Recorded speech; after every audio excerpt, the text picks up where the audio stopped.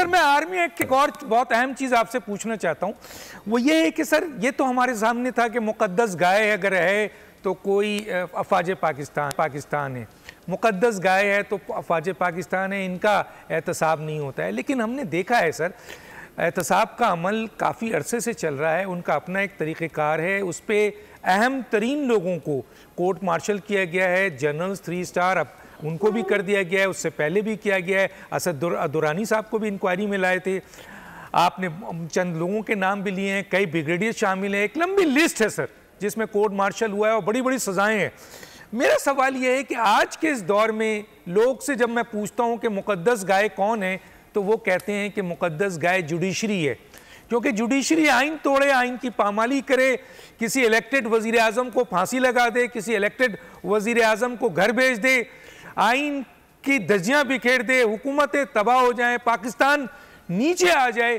لیکن برادر ججز کے خلاف جو ان کا اپنا ایک احتسابی عمل ہے اس میں آج تک 1956 سے لے کر ہم نے کوئی احتساب نہیں دیکھا. تو کیا یہ جو مقدس گائے ہے یہاں بھی کیا اب جو ہے ایسے لوگوں کے خلاف کارروائی ہوگی یا نہیں ہوگی؟ ڈاکٹر دانش، مجھے آپ کے پروگرام میں آنے سے ایک ہی وجہ سے ڈر لگتا ہے کہ آپ ایسے سوال پوچھ لیتے ہیں کہ جس کا جواب دینے کے لیے 2 دفعہ سوچنا پڑتا ہے. لیکن بہرحال چونکہ آپ کا سوال اہم اتنا ہے تو اس کے جواب سے اجتناب ممکن نہیں ہے. میں کوشش کرتا ہوں اس کا جواب جو صورتحال ایکچول ہے اس کے مطابق دینے کی. بالکل آپ نے ٹھیک کہا کہ یہ ایک ادارہ جس کا بہت یعنی گہرا رول، میں نے کہا ہے، جان کے لفظ بدل دیا میں نے گھناؤنے کو.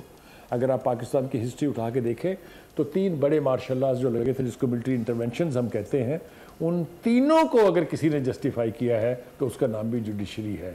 پارلیمنٹ نے بھی ایک دفعہ کیا تھا انڈیمنٹی بل دے کے، لیکن اکثر بار بلکہ متعدد بار، اگر آپ اجازت دیں کہنے کی تو میں کہوں ہر بار انہوں نے کانسٹیٹیوشنل کور دیا ہے ان ملٹری ڈکٹیٹرز کے ایڈونچرزم کو جو کہ جوڈیشری کے شایان شان نہیں ہے. ایک بات. دوسری بات یہ ہے کہ جو جوڈیشل ایکٹیوزم شروع ہوا چیف جسٹس ثاقب نثار کے دور میں، اور وہ گزرتا ہوا آیا کہیں کھوسوی عدالتوں سے، کہیں گلزاری عدالتوں سے، کہیں بندیالی عدالتوں سے، وہ ختم ہونے کا نام ہی نہیں لے رہا ہے. آپ نے یہ دیکھا کہ جن 2 ججز کے بارے میں، ایک کے بارے میں ریفرنس فائل ہوا تھا، ایک کے بارے میں ریفرنس کا نتیجہ نکل آیا، لیکن پوچھا کسی نے نہیں ان کو، وہ آرام سے گھر بیٹھے ہوئے ہیں.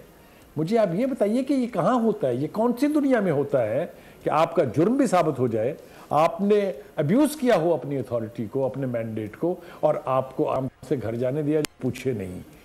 جو جوڈیشری کی صورتحال ہے، جس طرح کی سہولت کاری ہماری جوڈیشری نے کی ہے، دنیا کی تاریخ میں اس کی مثال نہیں ملتی ہے. جس ڈھٹائی سے ابھی تک ہو رہی ہے کوئی پوچھنے والا نہیں ہے. ایک قاضی فائز عیسیٰ صاحب سے یہ توقع تھی، لیکن پتہ لگا کہ وہ بھی اکیلے پڑ گئے ہیں. آپ سمجھ رہے ہیں میں کیا کہنا چاہ رہا ہوں؟ جی. تو جب ایسی صورتحال ہو تو پھر ہمارا درجہ جو ہے وہ 130واں ہی ہونا چاہیے نا انٹرنیشنل سٹینڈنگ میں. مجھے تو ڈر یہ ہے کہ کہیں ایسا نہ ہو کہ ہم اس سے بھی بدتر ہو جائیں. تو کون اس صورتحال کا ذمہ لے گا، کون اس کو سدھارے گا؟ ڈاکٹر دانش، یہ میرے اور آپ کے لیے بھی اتنا ہی گہرا سوال ہے. سبسکرائب کریں اور بیل دبائیں تاکہ کوئی خبر رہ نہ جائے.